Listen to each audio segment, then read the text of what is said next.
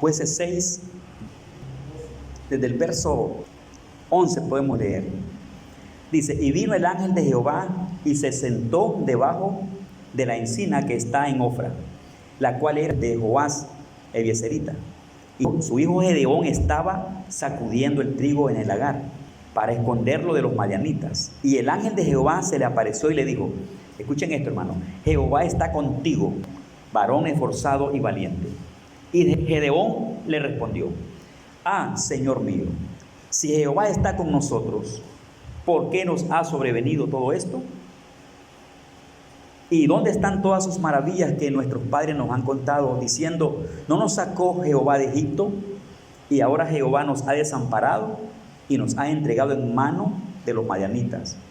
Y mirándole Jehová le dijo: ve con esta tu fuerza y salvarás a Israel de la mano de los madianitas.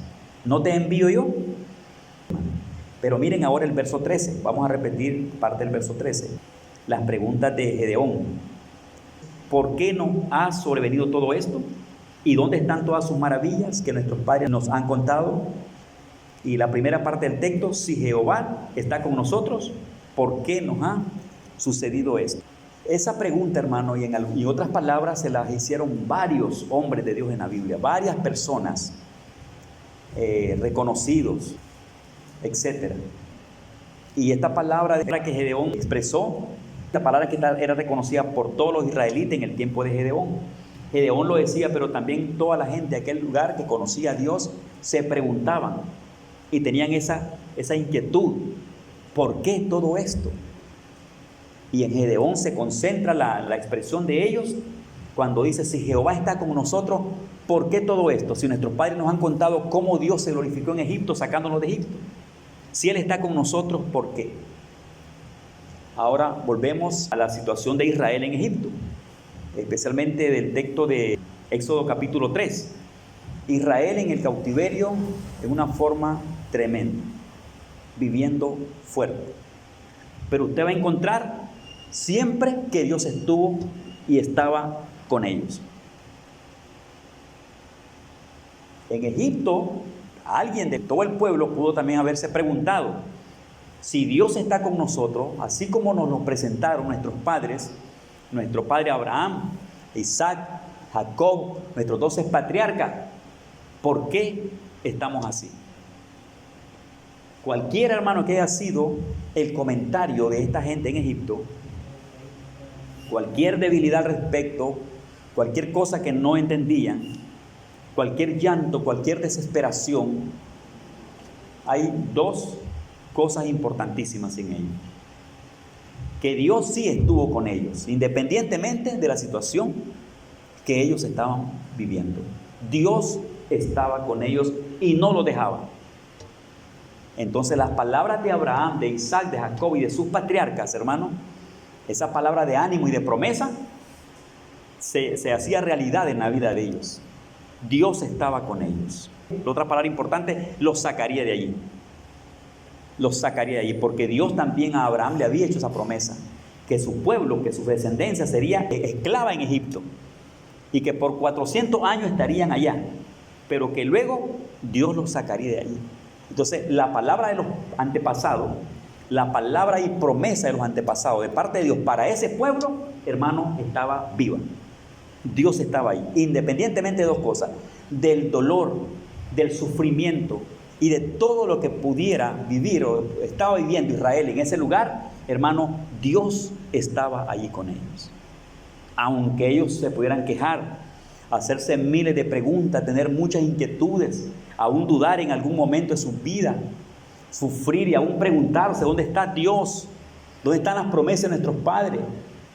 Pero imagínense que ya ellos conocían el mensaje: 400 años estarán allá, Dios estará con ellos y luego los regresará hacia atrás.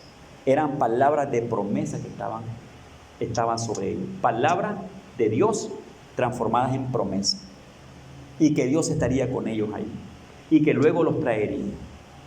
Esa palabra dada por Dios y dada por los antepasados al pueblo de Israel, al pueblo cautivo en el tiempo de Moisés, hermano, contaba con Dios, independientemente de lo que ellos estaban viviendo. Dios estaba allí con ellos. Sus antepasados les profetizaron que Dios estaría con ellos. Sus padres les dijeron que el Dios de los cielos, Dios estaba allí con ellos. Pero no falta esa inquietud, esa curiosidad, esa falta de entendimiento. Si Dios está con nosotros, ¿por qué todo esto? ¿Por qué todo esto? Aquí es un asunto, hermano, de entender la palabra, de entender a Dios, de darse un tiempito y no aligerarse con nuestras palabras, con nuestra preocupación. Yo sé que un momento duro, hermano, ahoga a las personas. Momentos difíciles ahogan a las personas. Y bajo ese momento, bajo ese tiempo de presión, la gente puede expresar duda, incredulidad, desesperación, ansiedad, etcétera, porque no ve una respuesta, porque no entiende de que Dios está allí, porque como que se concibe de que si Dios está con alguien o en algún lugar, las cosas van a estar bonitas, las cosas van a estar bien. Eso es lo que se entiende, que si Dios está en determinado lugar, allí las cosas van a ser bien.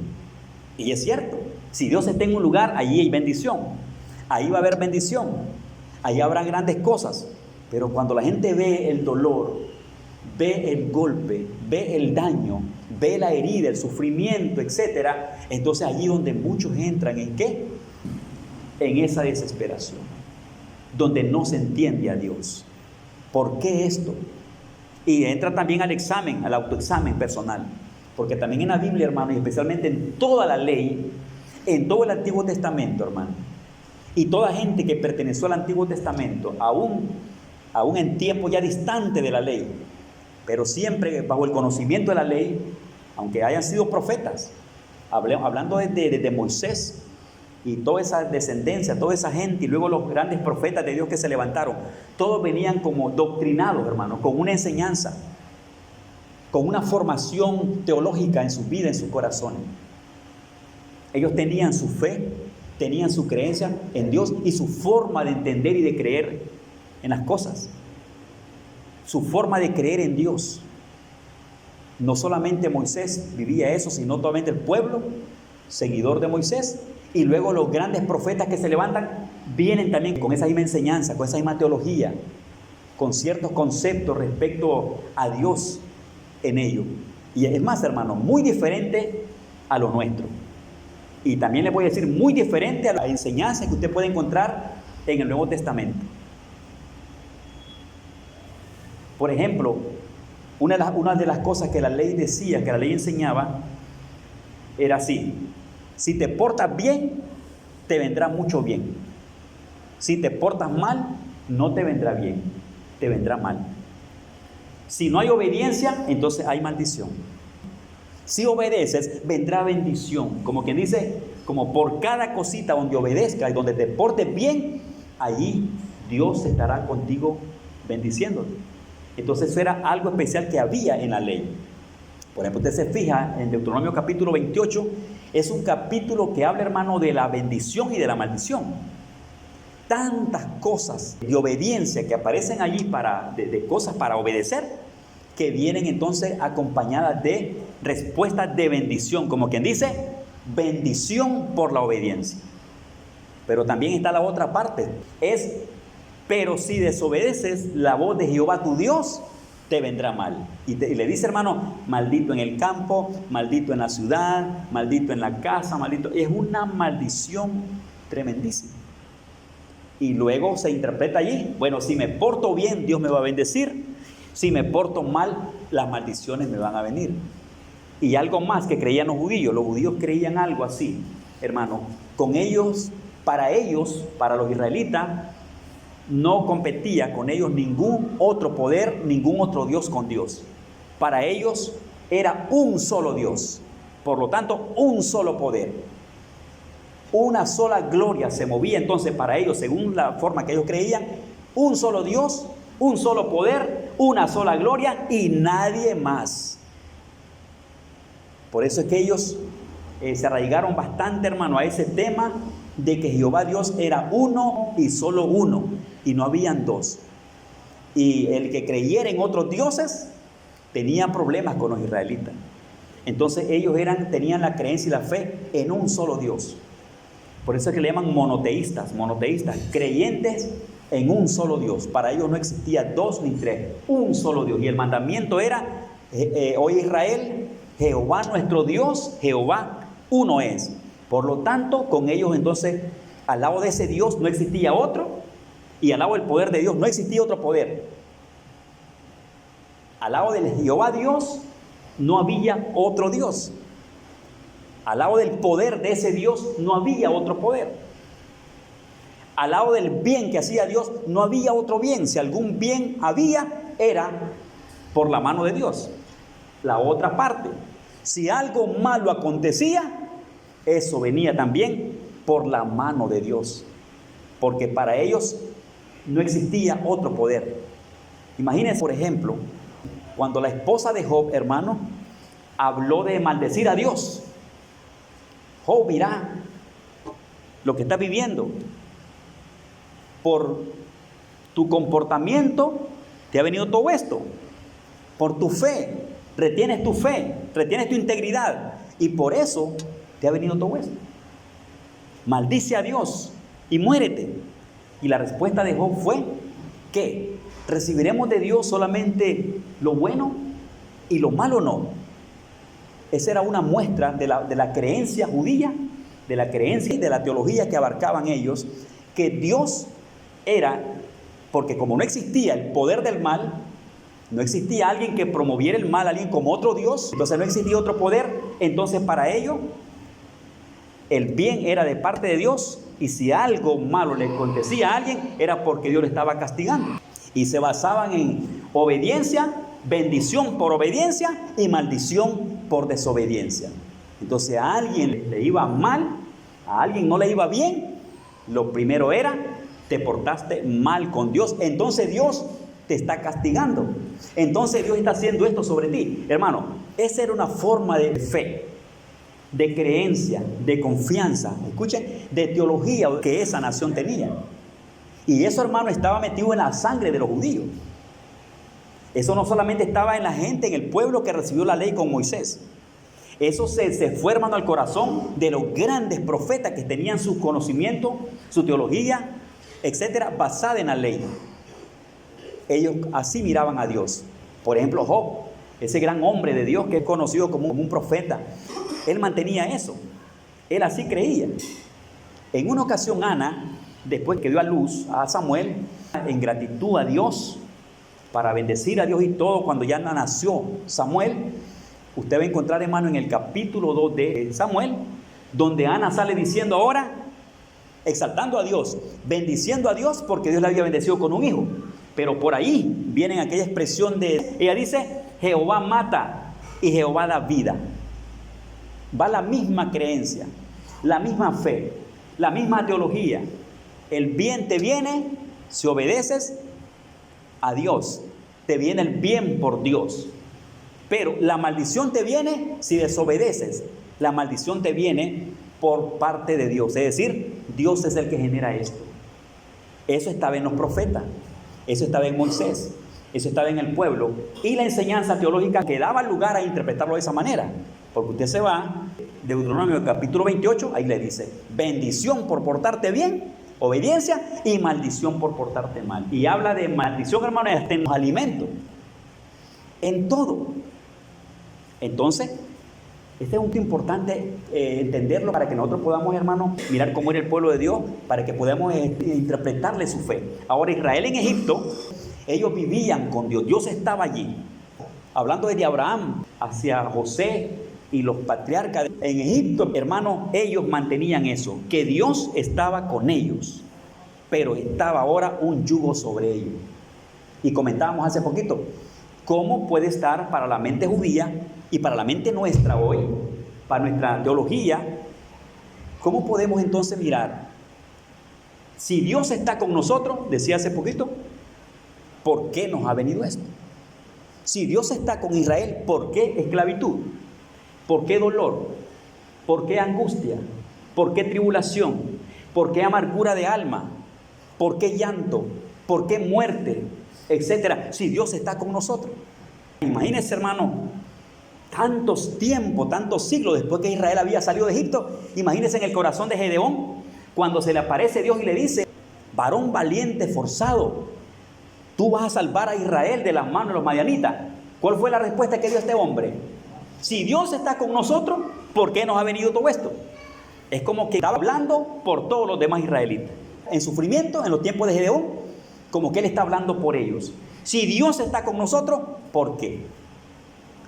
Ahora, hermano, cuando ya traemos todas estas palabras a nuestras vidas, ¿cómo ha llegado a nuestro corazón, hermano, esa teología?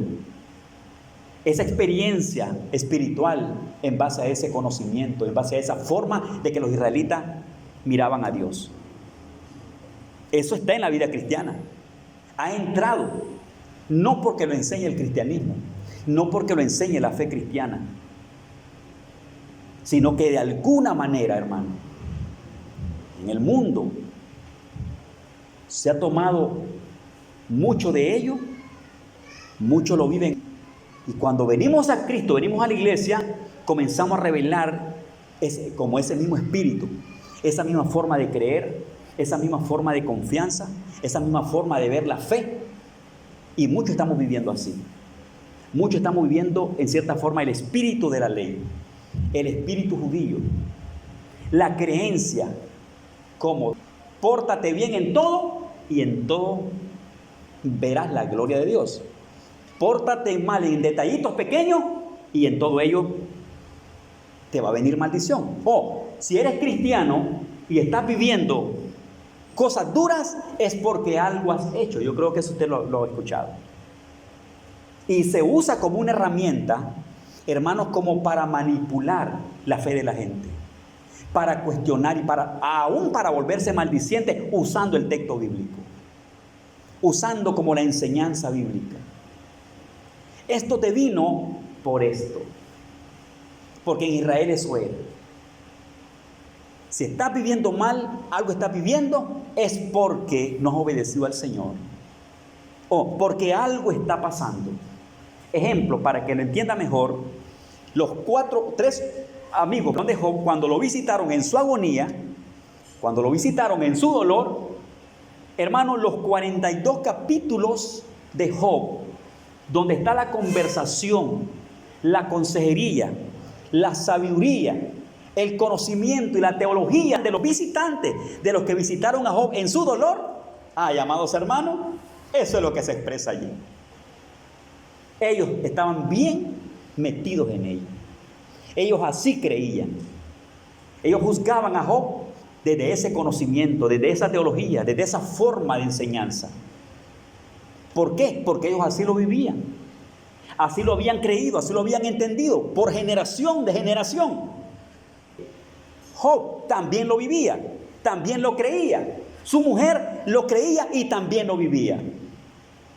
Por eso es que se ve ese tipo de conversación entre los amigos de Job en su sufrimiento, hermano, atribuyéndole a Job una vida desobediente, una vida de pecado, una vida de falta. Por eso te ha venido algo, porque tú estás pecando en algo. Por eso te ha venido esto. Ese fue un trato aparentemente adecuado para ellos. Y en esa forma pues lo vivían. Pero el problema era que estaban fallando, porque Job no era lo que ellos decían, ni había cometido pecados para que aquella situación le viniera. Pero como así era el concepto que ellos tenían, hermano, esa era la forma que ellos concebían, que si a alguien le pasaba algo bueno, era porque Dios estaba con él, pero si a alguien le pasaba algo malo, es porque estaba pecando contra su Dios, que si algún mal viene, es porque Dios lo ha promovido. ¿Por qué? Porque no hay nadie con poder del mal para hacer mal, porque solo hay un Dios para Israel, un Dios del bien. Y si algo malo se ve por allá, Dios está metido en el asunto allí. Así lo miraban, porque para ellos no existía otro Dios más que el Dios poderoso. Por eso ellos se morían, hermano, con esa enseñanza de la creencia y la fe en un solo Dios. Esa es una herencia que tiene el pueblo cristiano. Israel trabajó en eso, hermano, de mantener en su fe a un solo Dios. Pero mire la forma que lo concebían. Muy diferente a como lo podemos concebir nosotros y muy diferente a como lo enseñan muchos pasajes de la Biblia. Porque en el libro de Job también entendemos algo. Que el señalamiento que le hacían a Job, supuestamente ellos porque estaban en un gran problema de salud y en una miseria tremenda, le señalaban y era: Job, es que algo hiciste contra Dios. Te has caído Job. Ve Job, observa Job, ¿por qué te ha venido esto? Y el énfasis es: fallaste y Dios te está castigando. Desobedeciste y estás bajo maldición. Estás enfermo porque estás bajo maldición. Estás bajo maldición, por eso estás enfermo, porque Dios te ha castigado. Se murieron tus hijos por tu comportamiento. La misma esposa de Job dijo: Job, maldice a Dios y muérete. Y el mismo Job responde y dice: de Dios recibiré no solamente lo bueno, sino lo malo también recibiré de parte de Dios. Ellos creían eso. Pero cuando usted estudia, hermano, la causa del problema de Job, hermano, no era por desobediencia. Aunque era un hombre de fe, de santidad, de conocimiento en Dios y de gloria en Dios y fiel para Dios, le vino una ruina tremenda a su vida. Siendo ese hombre lindo ante Dios, fiel, temeroso de Dios, apartado del mal, de fe. Por ejemplo, el primer versículo, el capítulo 1 de Job, ahí le describe el tipo de hombre, un hombre fiel, santo y temeroso de Dios. Y que no había hombre en su forma de ser en esos lugares como Job. Pero usted observa el mar de tribulación que le vino. En esa tribulación se le tocó a la familia, se le murieron 10 hijos. Y esos hijos vinieron en el ambiente de una circunstancia que a Job le llegó.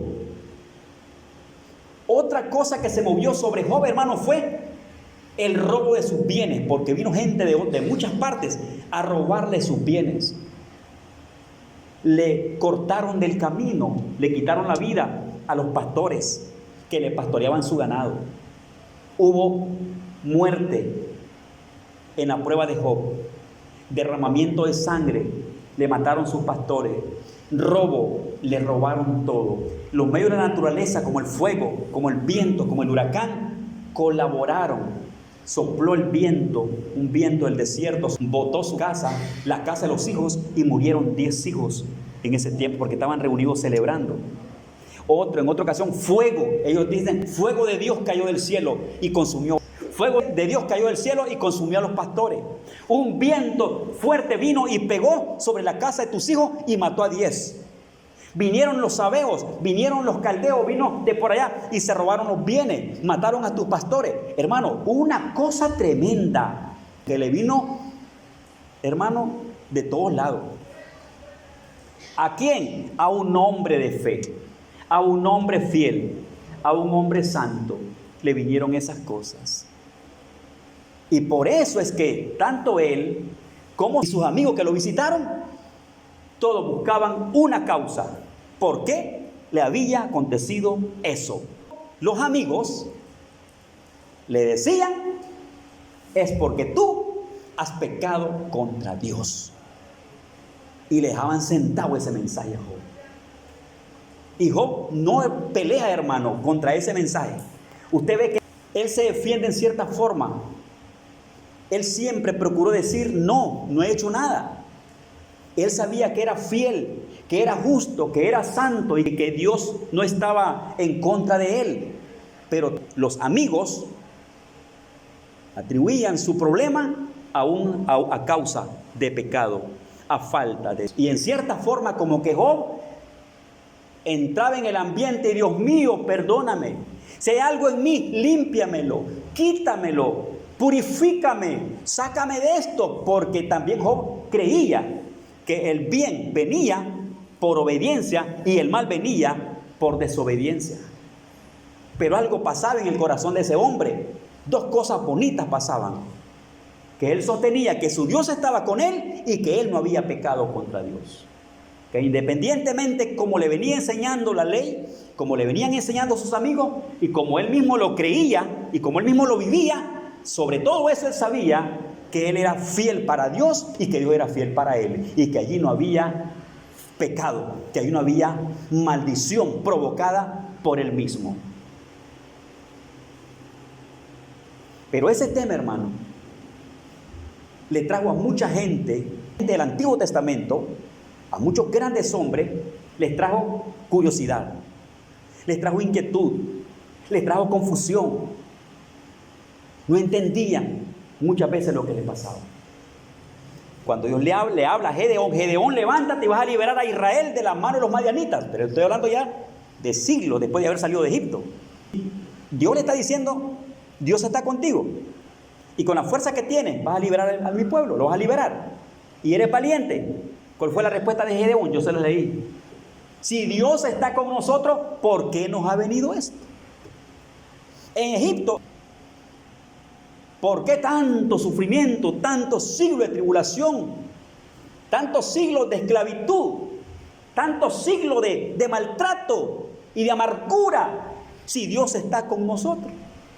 Como lo hayan concebido, como lo hayan entendido, independientemente de las curiosidades, de falta de entendimiento, entender a Dios, de si estaba Dios con ellos o no, cuando ellos miraban sus problemas, que si Dios estaba con ellos, Abraham se lo había prometido, los 12 patriarcas les prometió a esas generaciones que Dios estaría con ellos y que los libraría un día, pero hermano, no dejaba la inquietud de estar en ellos. Y las preguntas, ¿por qué? Y la confusión, ¿por qué? Pero aún con todo eso, aquí hay cosas que yo las he venido mencionando 2 veces.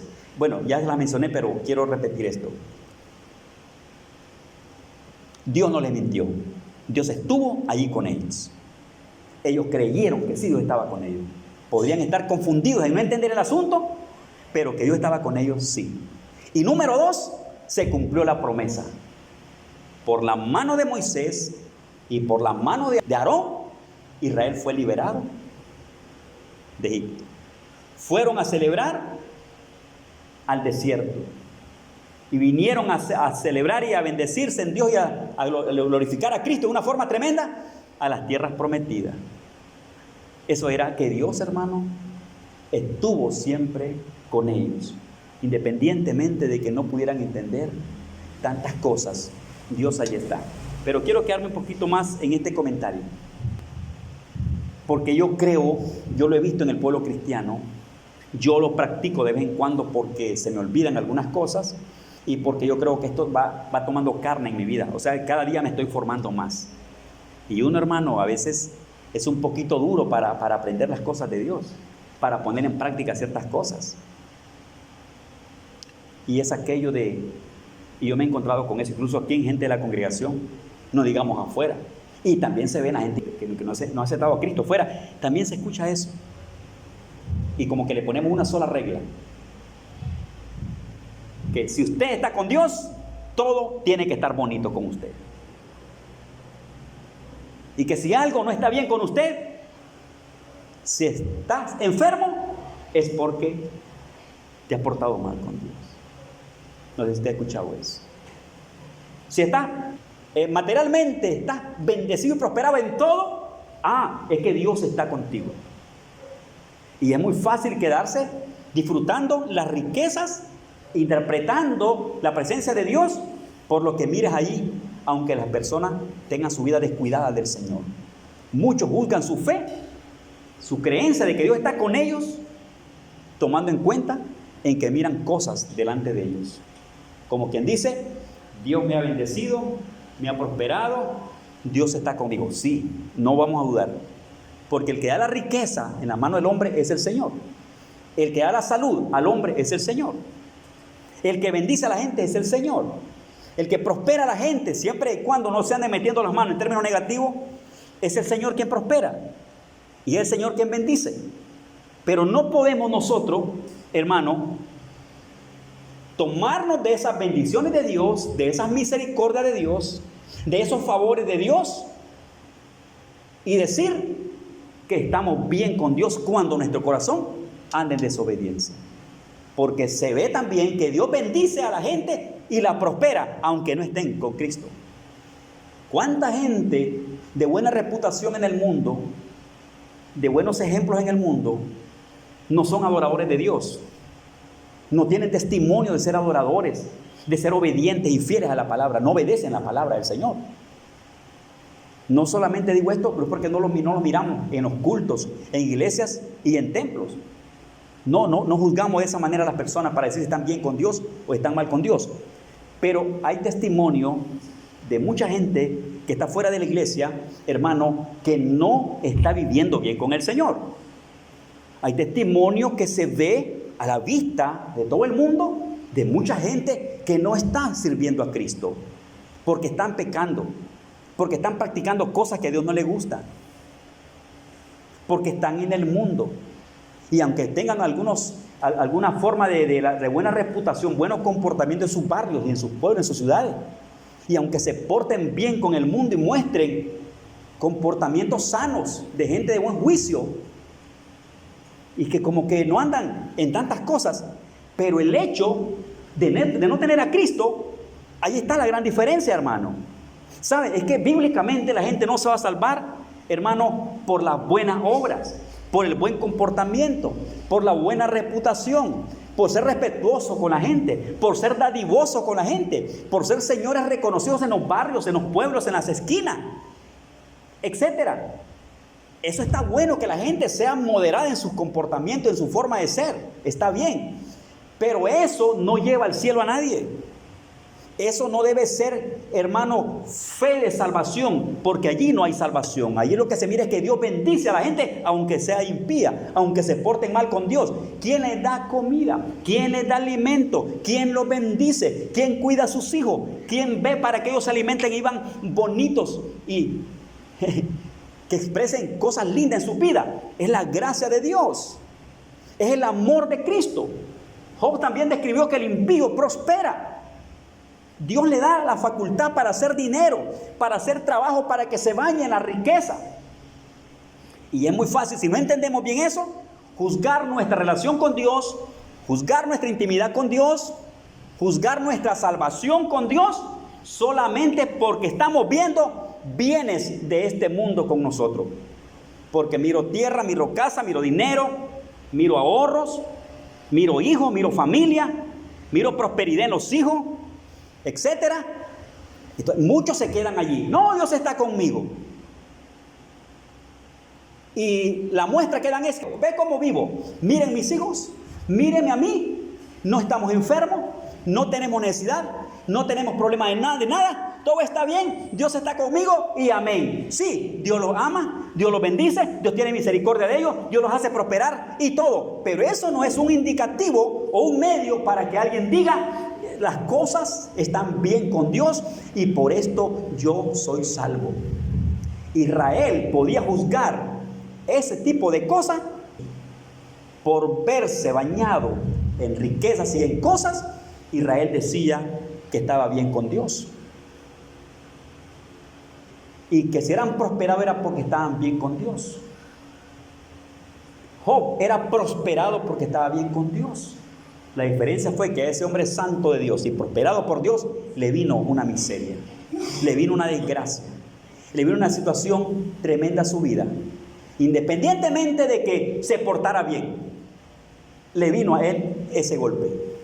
Portándose bien, viviendo bien con Dios, le vino esa situación. Hermanos, la gente es prosperada por la mano del Señor. Quiero que tiremos una vistadita al Salmo 73, porque esta es una plática, hermanos, que nos ayuda a reflexionar, a ver, a entender la palabra, a entender a la gente, a entender nuestra fe también. Quiero que le tiren una vistadita al Salmo 73. Observen, hermanos, versículos del Salmo 73. El destino de los malos. Lo que dice este gran hombre, un hombre reconocido por su vida temerosa también de Dios. Capítulo 73 del Salmo. Dice: ciertamente es bueno Dios para con Israel, para con los limpios de corazón. En cuanto a mí, casi se deslizaron mis pies, por poco resbalaron mis pasos, porque tuve envidia de los arrogantes, viendo la prosperidad de los impíos, porque no tienen congojas. por sus muertes, pues su vigor está entero. No pasan trabajo como los otros mortales, ni son azotados como los demás hombres. Por tanto, la soberbia los corona, se cubren de vestido de violencia, los ojos se les saltan de gordura, logran con creces los antojos del corazón. Se mofan y hablan con maldad de hacer violencia, hablan con altanería, ponen su boca contra el cielo y su lengua pasea la tierra. Por eso Dios hará volver a su pueblo aquí, y aguas en abundancia, serán extraídas para ellos. Y dicen, ¿cómo sabe Dios? Y hay conocimiento en el Altísimo. He aquí, oiga lo que dice este escritor, he aquí, estos impíos, sin ser turbados del mundo, alcanzaron riquezas. Verdaderamente en vano he limpiado mi corazón y lavado mis manos en inocencia, pues he sido azotado todo el día y castigado todas las mañanas. Si dijere yo, hablaré como ellos, he aquí a la generación de tus hijos engañaría. Cuando pensé para saber esto, fue duro trabajo para mí, hasta que entrando en el santuario de Dios, comprendí el fin de ellos. Ciertamente los has puesto en deslizadero, en asolamiento los harás caer, como han sido asolados de repente. Perecieron, se consumieron de terrores, como sueño del que despierta. Así, Señor, cuando despertares, menospreciarás su apariencia. Se llenó de amargura mi alma, y en mi corazón sentía punzadas. Tan torpe era yo que no entendía. Era como una bestia delante de ti. Con todo, yo siempre estuve contigo. Me tomaste de la mano derecha, me has guiado según tu consejo, y después me recibirás en gloria. Terminemos el verso 25. ¿A quién tengo yo en los cielos sino a ti? Y fuera de ti nada deseo en la tierra. Hermano, solamente es una observación y una explicación que hace este hombre de cómo el mundo vive con su gloria opulente en esta tierra. Dios es quien les ha rodeado de muchos bienes. Ellos se mofan con aquello, se destruyen allí. Y dice este hombre de Dios que por observarlos cómo viven, cómo son prosperados y que no sufren, dice que su corazoncito por poquito se resbaló. Como quien dice, Señor, mira, yo te estoy sirviendo a ti y vivo con grandes necesidades, y estos que son impíos los tienes en prosperidad. Y dice que es un buen problema para él. Dice que sus pies casi se resbalaron, porque estaba viendo, dice, cómo prosperaban los impíos.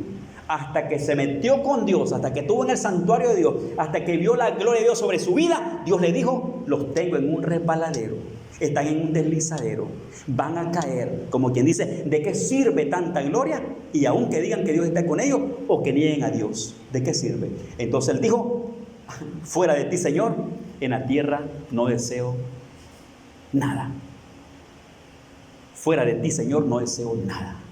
Como quien dice, Señor, si tú me vas a bendecir, bendíceme, pero fuera de ti, yo no quiero tantas cosas sin que tú estés conmigo. Hermano, esto yo se lo presento a usted como un ejemplo de las cosas fuertes que he venido explicando de cómo ese pueblo vivía, cómo Israel, la nación judía, y cómo en el Nuevo Testamento se mira la fe y cómo se medía, y que la ley era una regla importante para medir la obediencia y la desobediencia, para bendecirlos por la obediencia y para castigarlos, corregirlos, llamarles la atención cuando hacían desobediencia. Entonces ellos creían que cuando el mal venía era porque Dios los estaba castigando, y que cuando la riqueza venía era porque Dios los estaba bendiciendo. Y aún muchos, aún con grandes riquezas, pero en grandes desobediencias, pensaban que Dios estaba allí con ellos. Palabra de Gedeón: si Dios está con nosotros, ¿por qué nos ha venido todo esto? Como diciendo, si Él está con nosotros, tenemos que estar prosperados. No tenemos que estar en cautiverio, no tenemos que estar bajo el poder de los madianitas. Si Dios está con nosotros, nuestro ambiente fuera diferente, viviéramos diferente. Como quien dice, como que Gedeón expresaba, si Dios está conmigo y con Israel, no fuéramos esclavos, no estuviéramos sometidos a los madianitas, estos enemigos no estuvieran sobre nosotros. Si Dios estuviera con nosotros, esto no estaría pasando. Eso lo creían ellos. ¿Qué viene al pueblo cristiano hoy? Por favor, algunas chispitas de esa teología, algunas chispitas de ese conocimiento se ha encarnado en la vida, hermano, del catolicismo. En la vida, hermano, bueno, le voy a decir así porque ese es algo general allá afuera. Y de allá venimos con cierto conocimiento, con cierta teología, preparado en algo. Y venimos al pueblo cristiano y luego nos juzgamos a nosotros mismos cuando las cosas no están bien a nuestro alrededor. Muchos se juzgan, se autocritican, se autocondenan, se cuestionan, no entienden su vida y están confundidos. Cuando miran en otras personas y aún en el pueblo cristiano, miran necesidades, miran problemas en personas, enfermedades, falta de los bienes, las cosas. Ay, hermano, no es uno el que juzga, son muchos. Y lo que surge es, esto es por algo, esto es por algo. En mí yo cuido esto. De pronto yo estoy leyendo y algo me llama la atención y tratemos esto. Y estamos aprendiendo y nos estamos cuidando de ser condenados, de aceptar condenaciones de afuera. Y nos cuidamos de autocondenarnos. Procuramos entonces agradarle al Señor. No es malo el autoexamen, hermano. No es malo mirarse hacia adentro. No es malo preguntarse, no es malo preguntar, siempre y cuando no malinterpreten mal la palabra que va a aplicar a su vida o un pensamiento que va a quedar plasmado en su vida, porque eso le puede hacer un daño grande a su vida. Importante examinar nuestro camino. Es importante que usted se siente por ahí y comience a pensar en su camino con Dios. ¿Por qué está así? Porque podrían ser consecuencias de algún comportamiento, de alguna forma de vida personal que usted es consciente que está así porque usted ha sembrado mala semilla para su vida. Porque está la consecuencia, hermano. Esa cita que tiene que ver en mi plática esta noche de Gálatas 6, versos 7 y 8, dice que lo que el hombre sembrare, esto también segará. Dice que el que siembra para su carne, de su carne segará corrupción. Pero el que siembra para el Espíritu, del Espíritu segará vida eterna. Verdaderamente habla de consecuencias, cosechas, consecuencia.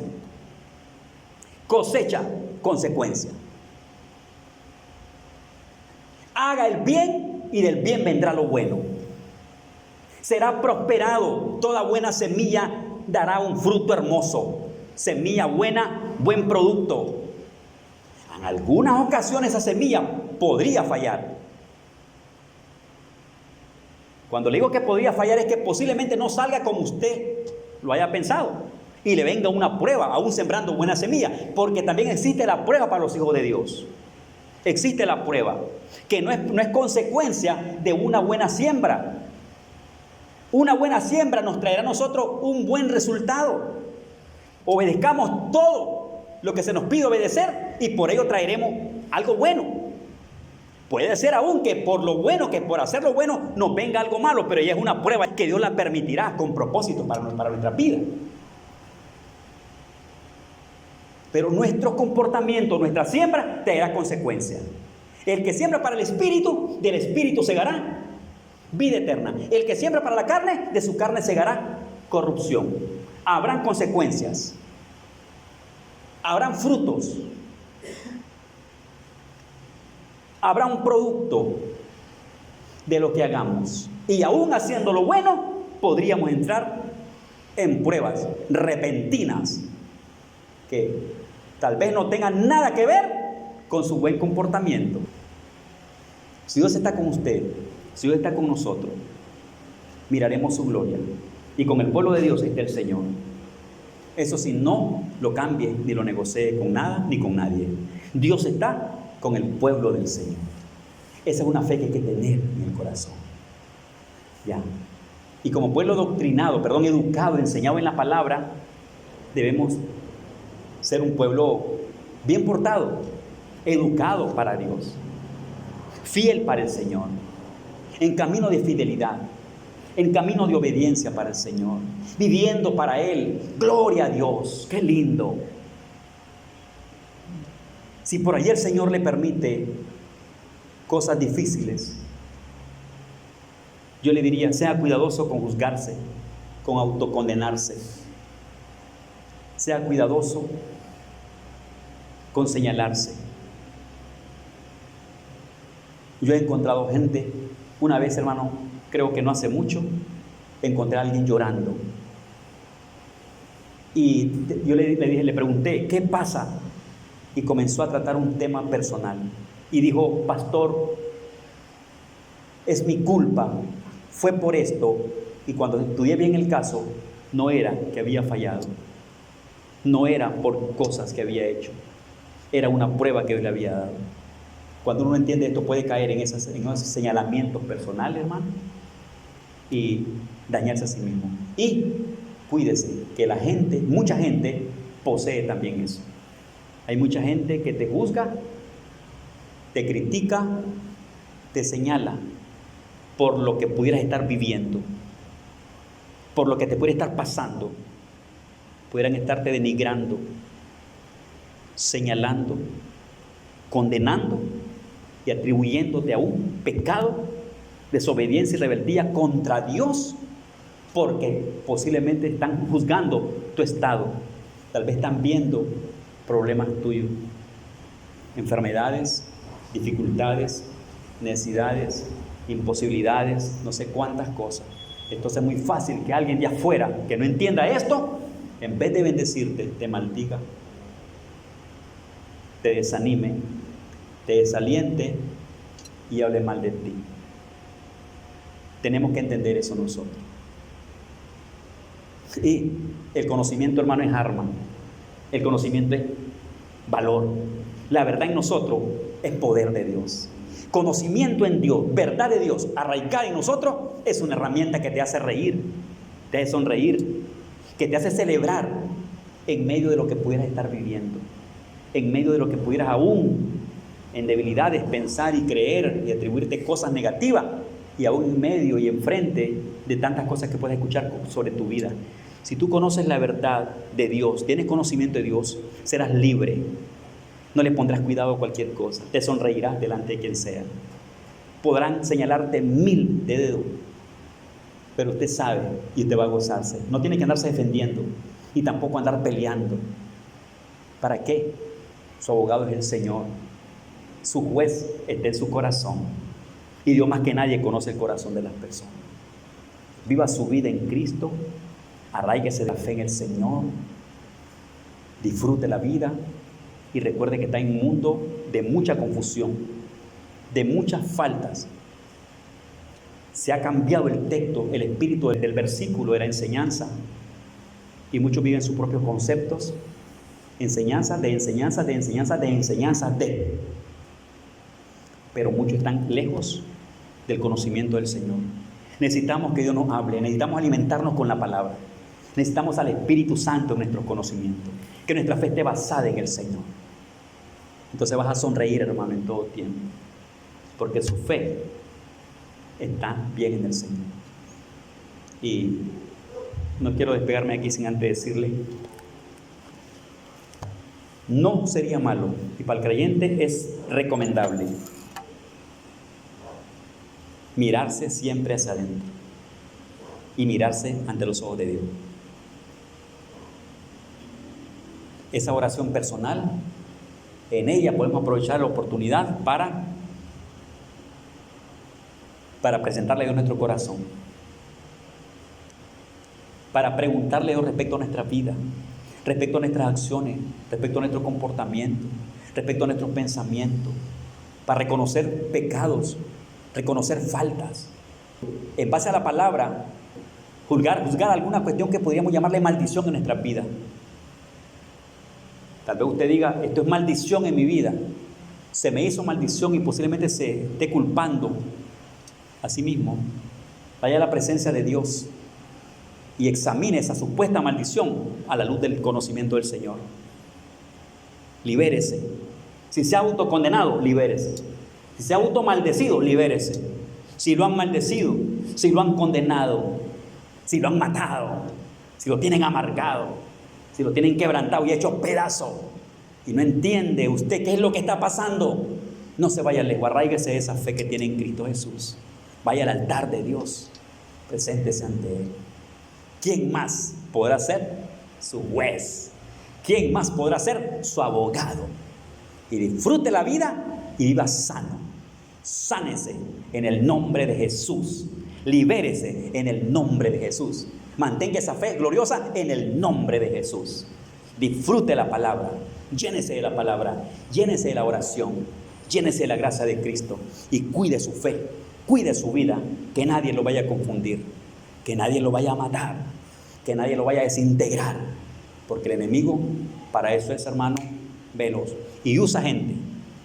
Usa palabras, gente con palabras negativas, con palabras aún hasta diabólicas en contra de la vida de la fe de los hijos de Dios. Protéjase en la gracia de Cristo. Conocimiento es importante, la verdad de Dios es importante y nuestra fe puesta en el Señor Jesucristo. Muévase en su presencia y viva la vida, no sobreviva. Vívala en el nombre de Jesús, porque Dios está con usted.